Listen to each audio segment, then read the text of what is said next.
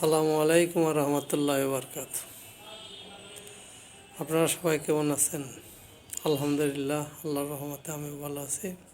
শওকত ব্লগসে আপনাদের একটু স্বাগতম।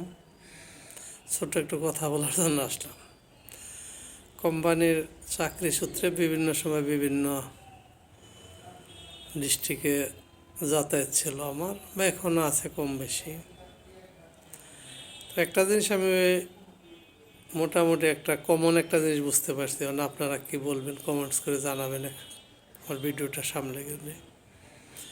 কিছু জ্ঞানী মানুষ, মানে তাদের অনেক জ্ঞান, কিন্তু তাদের কথাবার্তায় তারা এটা প্রকাশ পাবে না। তাদের মনে হবে যে না, তারা কিছুই জানে না, এরকম মনে হবে তাদের কথাবার্তায়।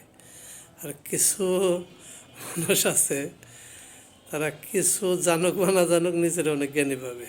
তদ্রূপ কিছু লোক আছে, মানে সেটা ইকোনমিক্যালি হোক বা অন্য কোনো বিষয় হোক, একই রকম। কিছু ধনাঢ্য ব্যক্তিও আছে, তার আচরণ কথাবার্তায় মনে হবে না সে কোনো ধনী লোক বা ধন সম্পদ বলতে সবার সাথে সুন্দর ব্যবহার করে। আর কিছু আছে যে নিজের অনেক প্রভাবশালী বা কিছু মনে করে। এটাই আর কি দেখলাম, মানে এটা আমার একটা অভিজ্ঞতা বর্ণনা করলাম, এটা আপনাদের কাছে শেয়ার করলাম যে আপনারা আমার ভিডিওটা কমেন্ট করে জানাবেন যে আসলে আপনারাও এটা মনে করেন কিনা, বা এরকম লোক আপনাদের পরিচিত আছে কিনা।